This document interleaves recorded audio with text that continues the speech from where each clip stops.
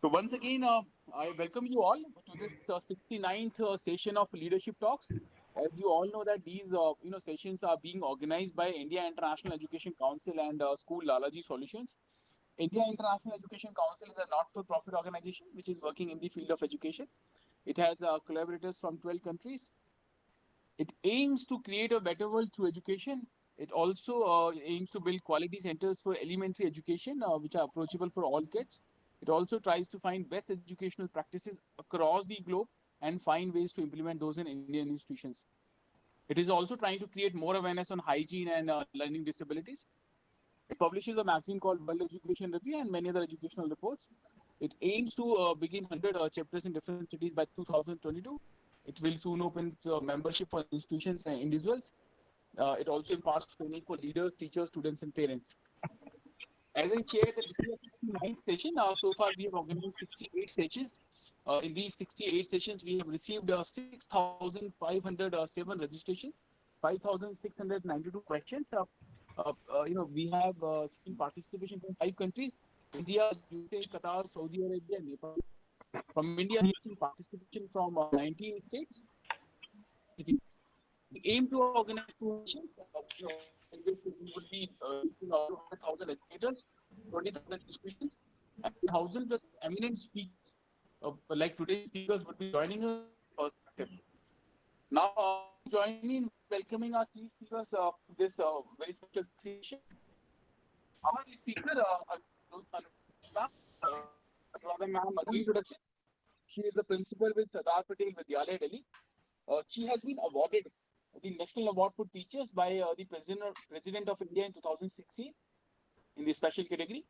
Sardar Patel Vidyalaya is the only private school in Delhi to have Hindi as a medium of instruction up to class 5th. Dr. Anuradha, who joined the school 10 years ago, calls it a wonderful barrage of Gandhian ideals, Tagore's creativity, and Sardar Patel's ability to plan. Ma'am has done her bachelor's in education, has master's degree in physics. She firmly believes in that it's not teaching at all. It is all about learning. It is all about giving children a platform to explore themselves and in the process experience the unbridled joy in their faces. We welcome you, Anuradha ma'am, and we are honored with your presence. Thank you for joining. Thank you. Next, welcome ma'am. Next key speaker, Suprabha Menerji. Suprabha ma'am is principal with Navarachna School, Vadodara, Gujarat. She is a distinguished academician with decades of experience. She has been awarded and recognized for her contribution to the field of education many times. We welcome you, Suprabhaji. Thank you for joining. It's an honor to have you. It's an honor to be here. Welcome, ma'am. Next key speaker, Dr. Anuradha Mehta ji. Dr. Anuradha Mehta is principal with Red Roses Public School, Saket, Delhi. She has 30 years experience as a vice principal, manager, principal. She has been a CBSE resource person for classroom management. She is also a member of a core group of SCERT for development of standard and grading of schools. She is also a member of a CBSE Sports Advisory Committee since 2009.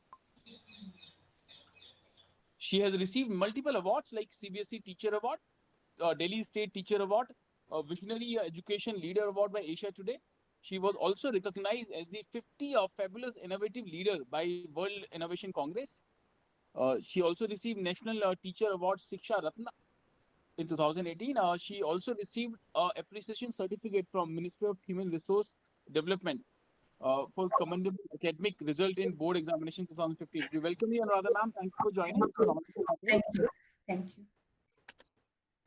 Next speaker, Seema Avasthi ji. Seema ma'am is principal of the Day Indian Public School, Delhi.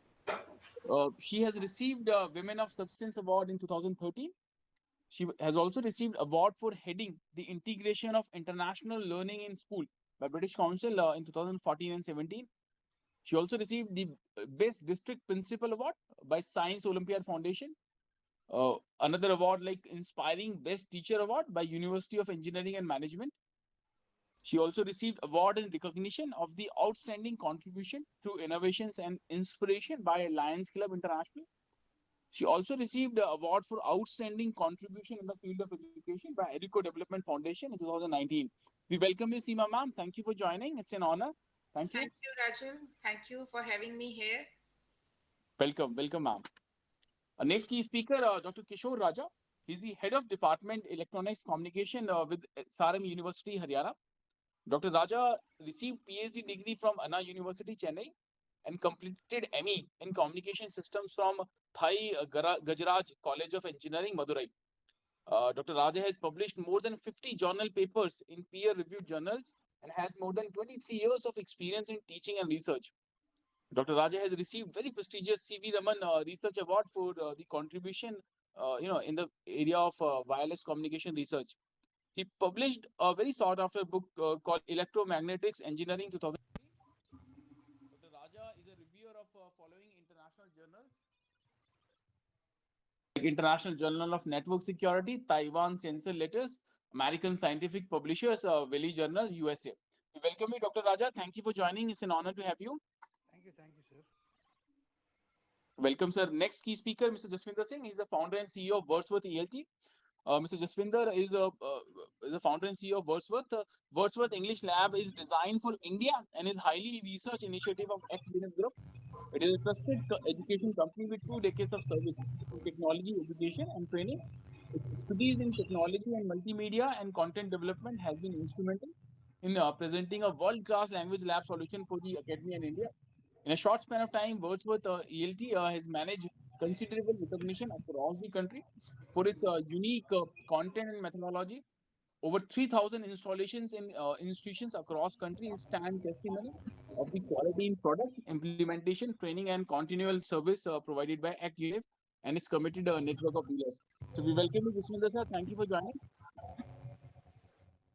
Our next key speaker, Mr. Ryan Bangira. Ryan is head of music at Fatado School of Music. Uh, Fatado School of Music is India's largest music educator. It is a brand which is synonym to music in our country. It has a 150-year-old rich legacy. It has been working with 200 plus leading schools of India. FSM has trained over 1 lakh students. It owns many renowned titles like Bandit, piano concert, cadence, workshops, high jump training, FSM exams, in-center recital, FSM recital. It enjoys partnerships with renowned institutions like Berkeley College of Music and NMIMS School of Performing Arts. So we welcome you, Ryan. Thank you for joining. Thank you. Thank you so much. With this, I would request our key speakers if we can have your opening remark for 1 minute, and then we'll come back to you for your main talk. So I would request Anuradha Joshi ma'am, if we can begin with you, if we can have your opening remark. How much time do I have? Ma'am, for opening remark, we'll request all our speakers for 1 minute, and for main talk, it is for 8 to 10 minutes.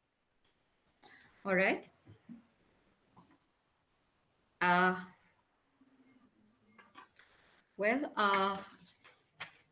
Sardar Patel Vidyalaya was established in 1958 in a newly independent India by Gujarat Education Society that sought to give Delhi an exemplary institution that would teach its pupils to be Indian first.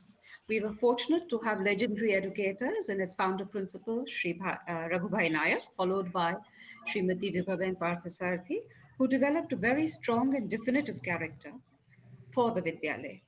Many of the characteristic traits of SPD now find mention in the NEP.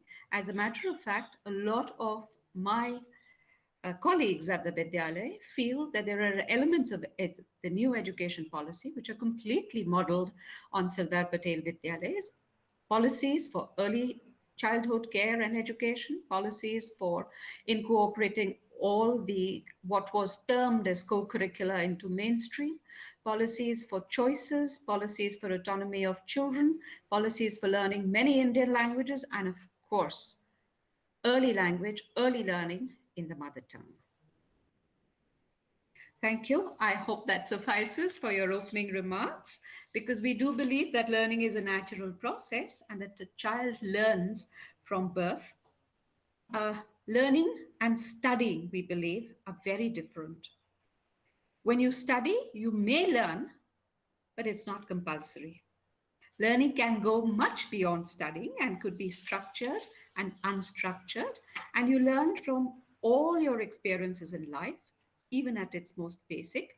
It means being open to new experiences and ideas and allowing ourselves to grow from what we encounter in the environment. That is what we do at SPV, and that is what we believe in at SPV. Thank you Thank so you. much. Thank you, ma'am. We'll come back to you for the main talk topic. Now, I would request Suprabha Menon, ma'am, if we can have your opening remark. Good afternoon, everyone. I will be dwelling on continuous professional development, a very important aspect of the new education policy. And this is something that is very close to our heart here at Navrachna also, because we believe that empowered teachers are effective teachers. So I will be talking about continuous professional development. Thank you. Thank you, ma'am. We'll come back to you. Now, I would request Dr. Anuradha Mehta, ma'am, if we can have your opening remark. Sure. Thank you, Rachel. Thank you so much. And I'm honored to be sharing the stage with such learned speakers. My topic today is for teaching in 21st century. So let's talk about teachers first. So teachers truly shape the future of our children, implying that they play the most important role in nation building by creating high quality of human resources in their classrooms. Learning is no more restricted to just age-old classroom lecture strategy. Students and parents expect much more in this digital era, where holistic education is not just a trending term, but a new norm. NEP 2020 also demands that teachers should use the digital resource appropriately in the teaching learning process with a focus on knowledge creation. Teachers of 21st century are undeniable dealing with new challenges, but they are now, of course, more accountable for students' overall development, laying the foundation for lifelong progress. The motivation of empowerment of teachers is required to ensure the best possible future for our children and nation. Thank you as of now. Thank you, ma'am. We'll come back to you. Sure. Now, I would request Hina Awasthi, ma'am, your opening remark. A great afternoon to all my fellow dignitaries on this platform. This is Seema Avasthi from the Indian Public School, Delhi. In fact, we have been sharing our views on NEP for quite some time now, and we all are little aware with the changes that are going to take place. So today, apart from touching upon the changes, will be talking about the challenges also, which we are going to face, and how we can implement NEP 2020 in the times to come more effectively and powerfully. So talk to you later. Right. Absolutely. We'll come back to you, ma'am. Thank you. Now, I would request Dr. Kishore Raja. Sir, your opening remark.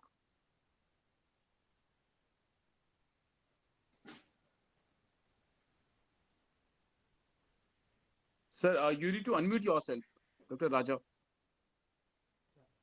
My audio is clear? Yes, it's a bit low, but it's clear. But I would request if you can raise it.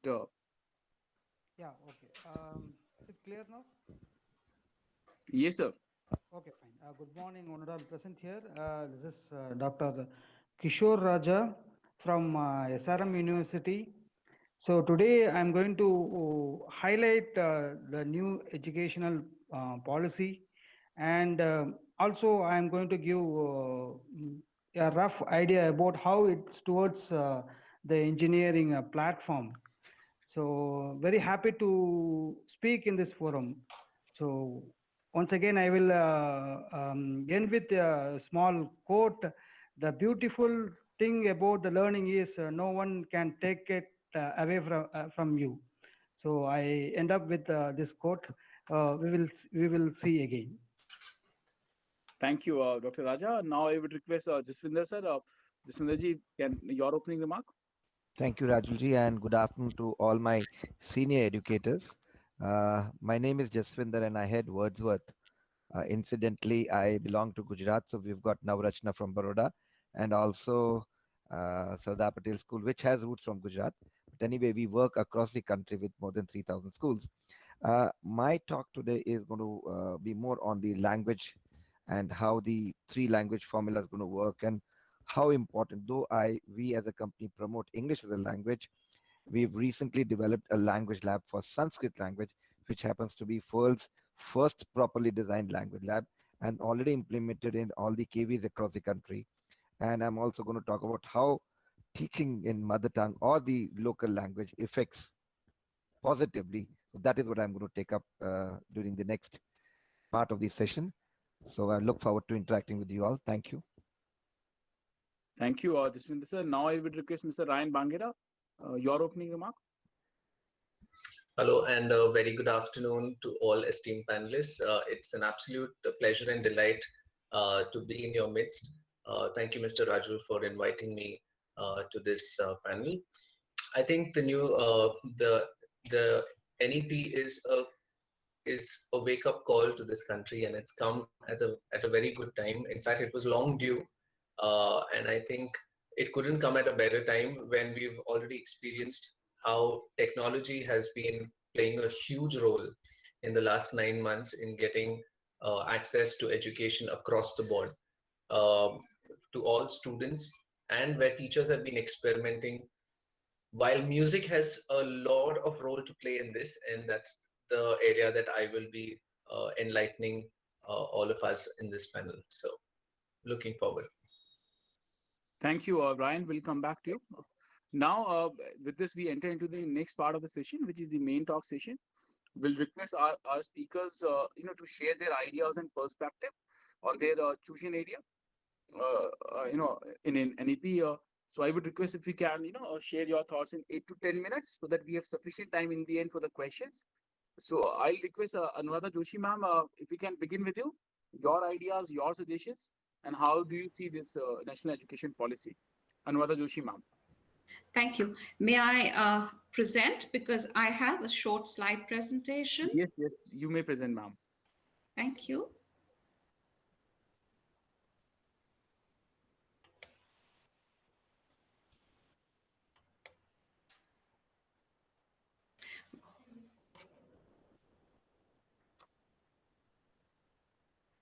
Is that clear? Is it visible? Not yet, ma'am.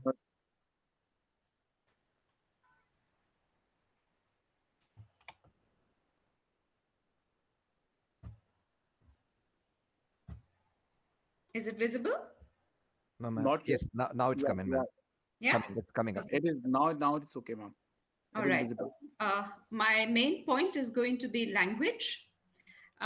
Established in 1958, which I've just shared with you, the emphasis on early childhood education and language, both together, right? So I'm going to start with my second slide, which I did speak about, that learning is a natural process. Early childhood education should not be bound by textbook, but should be as rich in the variety and range of skills as is required for development. All children have quirks that make up their individual personalities, and schools must cater to all.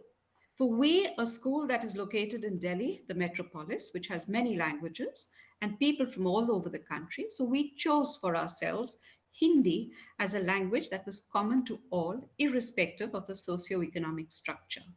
So Hindi has been the language of communication for us and the medium of instruction in primary.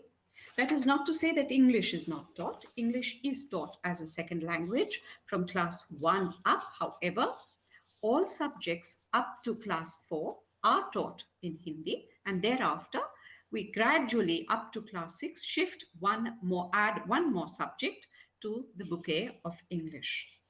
For learning to be joyful, acceptance of all is necessary, as is choice, autonomy. More importantly, it must be process-driven and not performance-driven. If learning needs to be process-driven, then children need to be engaged in the process so that it becomes meaningful if they're engaged, rather than just based on who came first. This is also very important to establish a growth mindset and encourage them to try beyond what is their comfort zone. Curiosity is the hook on which most learning rests, and curiosity is promoted when children are free to ask questions, which leads us again back to comfort in language. Everything is an opportunity for the curious experimenter and therefore for learning, when we are not confined due to the lack of a vocabulary for communication. Creativity flowers when there is acceptance and one is familiar with the language that is used for communication. Definitely something that you're good at gives you confidence to try a few more things that you may not be good at, and acceptance from friends encourages you to try more. So, Hindi for us. I'd like to point out to you a little bit about the origins of some of the very, very common nursery rhymes that we end up teaching our children without really having knowledge or perhaps looking at their appropriateness to them. I'm picking up Ring a Ring of Roses perhaps because it is more pertinent to the prevailing environment, and I'm doing that only as an example to reflect on what is culturally appropriate for us. Ring a Ring of Roses is a poem, a short poem that comes from the Great Plague of London. The roses were the reactions that were on the splotches that were on the people as a result of the plague, and a pocket full of posies was the flowers that were carried to hide the stench of the posies, of the roses, sorry. A tissue, and we all fall down is the sneezing and the ultimate death. This is a rhyme that we all choose to teach in the purportedly English medium schools to early learners. I do not think it is inappropriate. It is for you to guess whether it is inappropriate or not. There are many others. For example, Baba Black Sheep is a rhyme about tax on wool introduced in 1275. The master and the black have racial connotations. Mary Mary, quite contrary, is about Queen Mary the First, referred to as Bloody Mary. Contrary was a word for a psychopath. Here we go round the mulberry bush comes from the Wakefield prisons set up in England. Jack and Jill comes from the word Jack and Jill, which were measures of liquids which were introduced by Charles I to circumvent the opposition. They were called Jack and Jill for the half pint, the Jack, and the quarter pint, the Jill. Contrast it to the rhyme that is next to it, Hathi Raja Kahan Chale, quite senseless, but all from the environment. Now, I'm looking at nursery rhymes not just as vocabulary building, but also about sounds that you learn and you can relate with. The fact that listening is encouraged, working together is encouraged, which my friend from Furtado will tell you helps in forming bonds, strong teams, and good lessons in listening. Songs are not just about rhymes. They also teach you instructions to learn new words, talk about things that we see in the environment, even if it is with music. Learning becomes more meaningful and real when you can include much more than just one aspect to it to enhance a child's vocabulary. For example, one that we do in school is Boli Koyal Meethe Bol, De Deti Kano Mera Skol. The trees in the neighborhood where the koyal sit become a focal point of talk, when does the koyal come? When does the koyal sing? Did I see a koyal? Can you describe it? Become your points of hooking the curiosity and therefore expanding the conversation, where learning becomes self-driven and not driven by the teacher, but perhaps guided by it. Here is a music lesson where the Boli Koyal Meethe Bol is so much a part of it, and everyone answering along as to what is happening. There could be any number. Chun chun karti aayi pakori would be just perfect for the rains, as is hum picnic jayenge, sab milke jayenge, wahan lal tamatar dekhenge. So there is not just singing, but there is development of vocabulary. There is teen cheezein dekhi humne, teen cheezi dekhi, daddu, laddu, and so much more. So that it is not just singing, but so much more that is happening along with it. These are all pictures from school. how nature becomes a part, how learning becomes more meaningful and real when you can include the entire environment of the Vidyalaya. The trees become an area of comparing and contrasting, big and small. The bark becomes a sensory experience. Seasons, birds that feed on them, nest on them. The nani and the dadi and the mali and the dada and the nana all become a part of learning.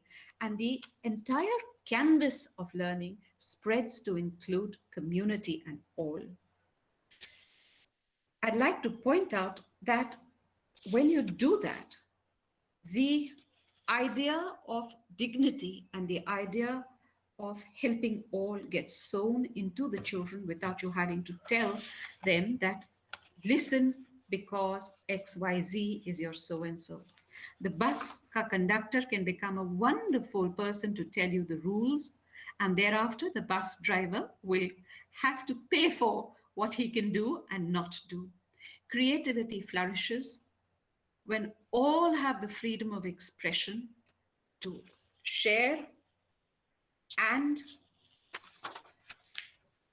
experience what is taught. Here is a word cloud, and I'm going to point out just 3 things from the word cloud that I think are extremely important. And the 3 things that I'm going to point out are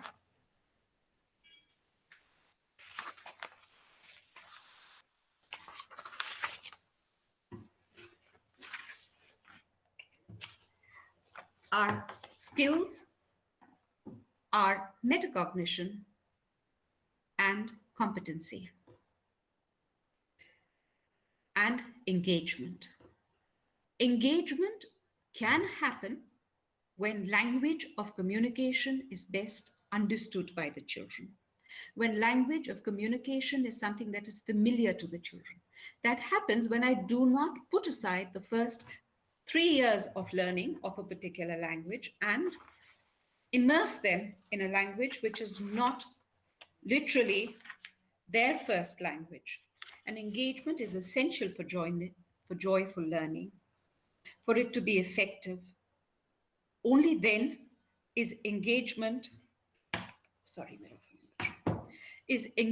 does engagement lead to learning? Because you can have engagement by participating in a joyful activity, but have no learning at the end of it. The second point that I would like to draw your attention to is competency. The NEP constantly talks of competency-based learning. The difference, I am sure you all know, being educationists, between competencies and skills is that competency has 2 extra criteria in it, knowledge and behavior. If I could exemplify it by a very simple example, I know how to replace the tire of my cycle and I know when to replace it, but I don't enjoy replacing it. I take it to the workman, then it's not my competency. I know when to replace my cycle tire. I can replace it and I enjoy doing it. Turns my skill and knowledge and to a behavior into a competency. The emphasis on competency becomes clear as it is a better measure of success. And a competency helps you become a better learner and a more aware learner. The third point that I would like to make is that if language becomes a barrier to my knowledge and my behavior, I start off with a negative. Therefore, if early learning is in the language that is comprehensible to me, I learn what I'm good at doing and I enjoy doing it. Metacognition means thinking about thinking or becoming aware of one's own awareness. It involves thinking about study skills, about memory capabilities, the ability to monitor learning, the processes needed to exemplify, should be taught with content instruction, and research shows that if it is taught in the early years in a language that is comprehensible to all, it helps pupils become better learners. If you're learning a new language, it is but obvious, it is not as easy to apply the skills of learning to learn as it is when you're very confident in the language. That automatically relies on rote memory, depriving students of studying skills, where we can ask, how did you read? Why did it work? Why did you do well in it? All this empowers learners to take on the onus and responsibility of learning themselves, not having to be spoon-fed by elders or people at home.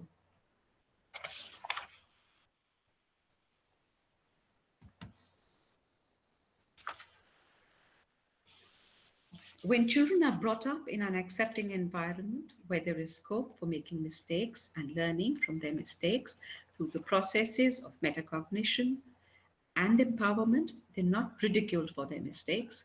Creativity flourishes. When you're not competing with anyone but yourself, you realize that your version is acceptable and you are a risk taker without fear or inhibition. There are greater chances of you finding the one thing that you truly enjoy. And this all happens when children get into a positive feedback loop. And I know from experience that this happens in our Vidyalaya, even when little ones are on stage and they forget their dialogue, but they're so comfortable in the language that they stand up to make up their own dialogue, and it plays such an important part in their confidence building measures.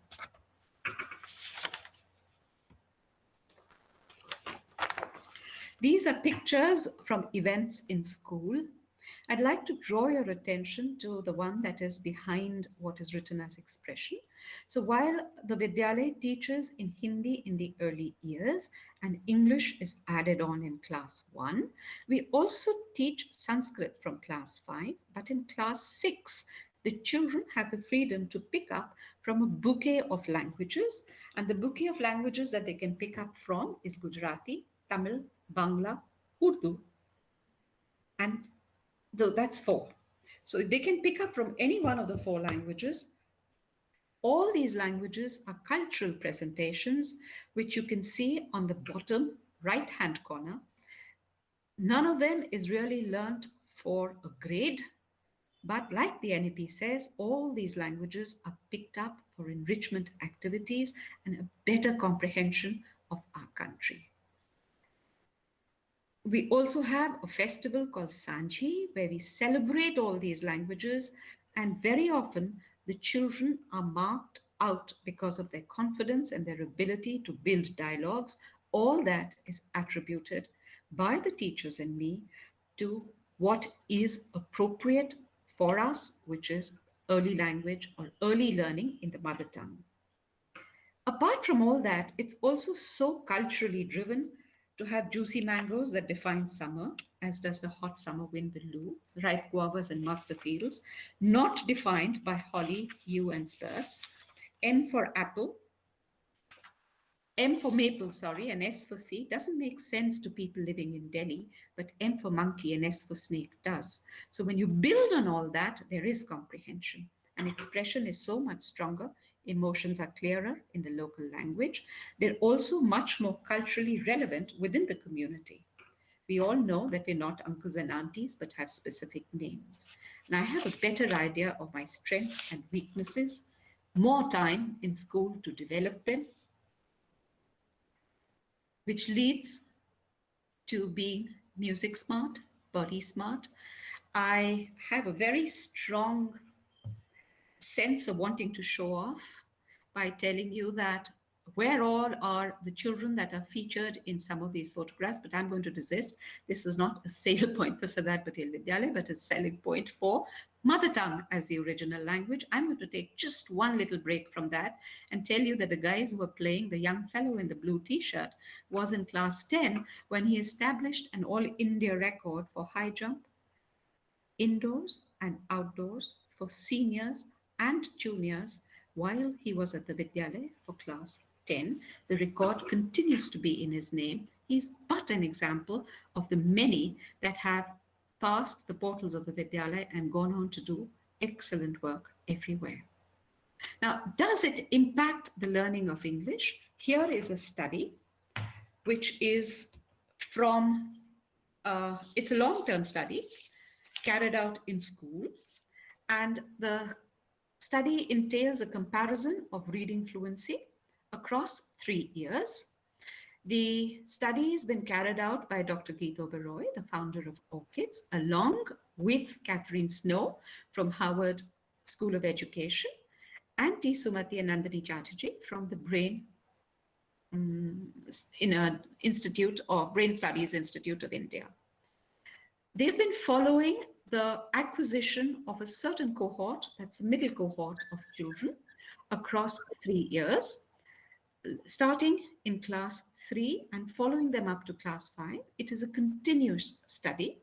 You will notice that in red, the broken line is not of Sardar Patel, the solid line is of Sardar Patel, where acquisition of reading fluency in English was lower at class 3, but went on to becoming higher, not equal, at class 5.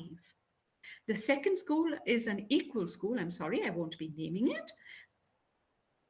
The second study is the study in black of Hindi, where the broken line is a different school and the continuous line, the solid line, is Sardar Patel Vidyalaya. As you can see, whether it is acquisition of Hindi or acquisition of English, by age 10, that is class 5 and beyond, the acquisition of both the languages is better when early instances or early language education is in Hindi. I'll just end off what I have to say because I'm aware my 8 minutes are running over. I'm showing you just a couple of boards to show that whether it is academics, that's not just fluke. And I'm not taking a very, very recent example. I'm taking a slightly older example. Perhaps you will recognize some of these names who have gone on to becoming leaders at the national and the international stage. Some are professors in universities such as Yale, Berkeley, or Oxford. Some have gone on to becoming leading lawyers in the country at the Supreme Court, some in the WHO, some as leading actors, writers, you name it, you'll find people there. Thank you. I rest my case for early language with many options and many criteria to choose from on an equal base. Thank you. Thank you, Joshi ma'am, for sharing these, I would say the live examples which your school, have been doing for years, and a successful case study, I would say, for other educators, for all of us. So thank you, Joshi ma'am. We'll come back to you with questions. Now, I would request Suprabha Menanji, if we can have your ideas. Sorry, may I just interrupt? I'm not too well. I had told Samya that I'll be leaving after my presentation. So if there are questions and if it's okay with you, I may answer them now and leave. I was actually on the point of ducking out. We will take the questions. We still have been receiving questions, ma'am, from different participants. So we'll start asking questions at somewhere around 4:30. Then may I be excused, please? So big thanks for joining, Anuradha ma'am. And you talked about these, all very important points. Also showed the kind of success in your school have been receiving. So thank you for joining. Thank you so much for having me, and my best wishes to all of you. I'm very sorry I'm missing your presentation, but I'm just not able to sit up any longer. Thank you so much. Thank you for having me. Thank you, ma'am. Now I would request Suprabha Banerjee, ma'am, your ideas and perspective. Thank you. Sardar Patel Vidyalaya, one has been hearing about. Today from ma'am firsthand, we got to know how successful they have been with teaching in the mother tongue. And the fact that NEP stresses on that is a testament to the success of the schools. So coming back to my topic, continuous professional development. In its vision statement, New Education Policy 2020 states that teachers will be given continuous opportunities for self-improvement and to learn the latest innovations and advances in their professions. The idea is definitely not new. Going back to 1986, the New Education Policy maintained that pre-service and in-service teacher education are inseparable and important for the development of teachers, effective teachers. The Sarv Shiksha Abhiyan 2001 has also placed emphasis on continuous in-service training of teachers. It's called for at least 20 days of training per year for a teacher. The National Curriculum Framework for Teachers Education 2009-10 has dwelled at length the importance of CPD and how it opens up new possibilities, new knowledge, and new skill areas. So, why CPD or continuous professional development? The learners and the way learning takes place are changing more rapidly than we imagine. New skills are called for, older ones require sharpening. The pandemic has highlighted this challenge with all of us taking to technology uh, like no one's business. Continuous professional development give teachers the chance to reinforce the existing skills as well as learning new ones that are uncovered during teacher training. Training can help teachers to build on the interaction skills and learn strategies for helping their pupils achieve their full potential. CPD can lead to appreciation of your profession while bringing in increased confidence in your own abilities. It will put you in good stead to reach your career goals. It improves your ability to cope with changes by helping you constantly update your skill sets to more relevant, new and relevant ones. Uh, it improves your ability to cope with changes. It offers you a chance to fill in any gap that may be there in your competencies or in your knowledge. It helps you explore, reflect on, and develop your own practices. It deepens your knowledge of your academic discipline or other area of the school curriculum. It will assist in research and reflection on learners and how they learn best. Without a doubt, it brings in greater understanding of educational and social issues. It prepares one for other roles professionally linked to education. You could want to become a curriculum developer or a counselor. So you are constantly updating your knowledge, your skills, your abilities. It helps you to connect with your fellow professionals and share experiences and insights with them. Teachers and teacher educators can progress by actively engaging in their own development in five very important ways. One, identifying your strengths and areas that need development, setting goals for your professional development, and you plan and helps you plan your activities to meet those goals. Identifying suitable resources and peers that can help you with your development, learning to access and use suitable resources and ideas both within classroom teaching and professional development, as well as engaging with others through shared communities. Professional development of teachers is important also for implementing curricular reforms. This will enable teachers to work towards prioritized goals in education, such as universalization and inclusion. It will influence social attitudes and generate greater commitment to constitutional values, such as equality and justice, in the classroom itself, transforming existing practices towards more learner friendly methods for strengthening conceptual learning and understanding rather than rote learning. Prepares teachers to be resource persons, thereby encouraging peer learning. Now, how do we achieve continuous professional development, or how do you facilitate continuous professional development? Now, CPD combines different methodologies to learning, such as through networking, newsletters, summarizing international educational journal articles, online resources and videos, training workshops, conferences and events, e-learning programs, idea sharing, all focus for an individual to improve and have effective professional development.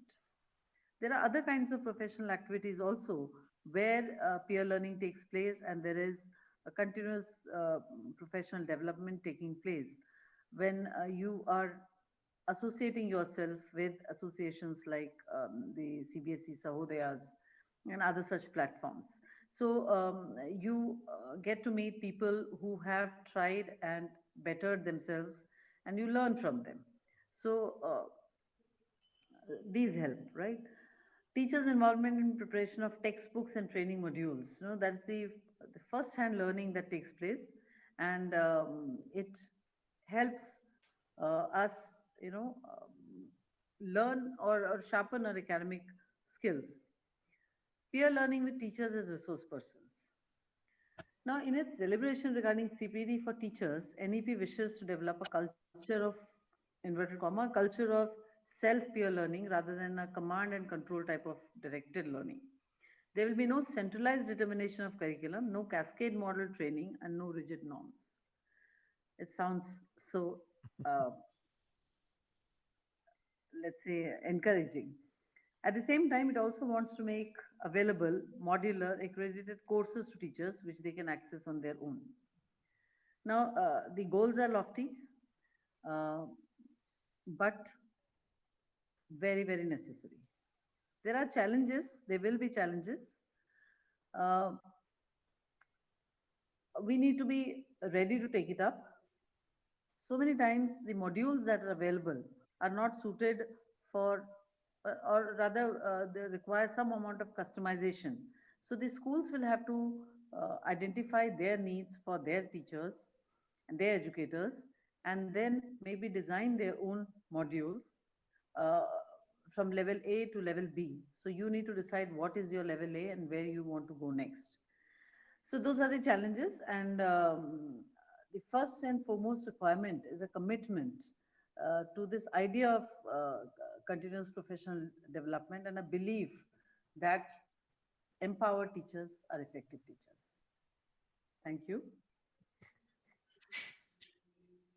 Thank you, ma'am. So you talked about, you know, the encourages part of NEP, why this must be implemented, why we must adopt NEP in a collaboration. You also talked about the challenges, the visible challenges which can be countered. So thank you, Suprabha ma'am. We'll come back to you with questions. Now Thank you. I would request Anuradha Mehta ma'am. Ma'am, your ideas, your thoughts, your perspective on the national education policy. Thank you, Rachel. Thank you once again. Um, According to me, I think education has evolved and progressed in the recent years, bringing in different notions of learning, curriculum, pedagogies, and overall system, aiming at catering better and effective learning to students, eventually resulting in success that lasts beyond the walls of the school. In NEP, teachers have been given more autonomy in choosing aspects of pedagogy so that they may teach in the manner they find more effective for students in their classrooms. If we talk about challenges, I think the biggest challenge is that NEP 2020 coincides with the pandemic year, which is responsible for overhauling how to perceive and experience the world around us. And for teachers across India, the reality brought on by COVID crisis has tested their ability to adapt and innovate. It is this challenge that has overcome with dedication, moving with agility to remotely teach students online. With this NEP, I think teachers will have an opportunity to nurture these very same these values of adaptability and innovations in their classrooms. Hence, in the light of existing inadequacies and inequalities that this pandemic has worsened, here is a comprehensive overview that will help us understand that new NEP is, in simple words, I think the new policy addresses the crippling challenges that have affected the Indian education system for over 3 decades. Overall focus areas for NEP includes childhood care, curriculum, design, language, medium of instructions, teacher training, assessment, evaluation, and teachers appraisal. Some teachers, particularly in India, they are caught in strangely paradoxical situation. They are revered and ridiculed at the same time. the framing of teachers and perceptions around their work is rooted in mistrust. Hence, the rhetoric to closely supervise, monitor, and hold them accountable has now become a norm rather than an exception. So, this new policy reiterates the importance of teachers and inspires for outstanding students to choose the teaching profession. Several measures are suggested for the same, including scholarships, ensuring decent and pleasant conditions in school, and providing opportunities for these continuous professional development. Recognizing the contribution teachers can make in reforming pedagogy to improve the learning outcomes, the NEP gives teacher autonomy in selecting appropriate pedagogy and encourage them to ensure socio-economical learning of their students, which is critical aspects of holistic development. And innovative teaching methods, they're adopted by teachers to improve the learning outcomes, and this will be recognized, documented, and shared widely as recommended practices. And with this changing environment and expectations, teachers who are often the first phase of education in classroom, they are expected to pace up too. Teachers, I think they're now expected to personalize their teaching methodologies and assessments depending on learning styles of students, laying the foundation for student-centered learning. As students are no longer forced to learn beyond their understanding, this can become quite challenging. Digitalization, induction in education goes far behind. This bringing a computer into classroom or giving digital homework. It extends to adaptation such as flipped learning, mobile apps, visual learning, animations and all. So teachers have to pace up a track of students learning who may depend on digital source. And teachers also have to are required to ensure that their teaching strategies keep students of different learning styles and behavior for getting distracted, and that they can be organized, attentive, focused, and interested in classroom and indeed learning, and not merely registering their physical presence.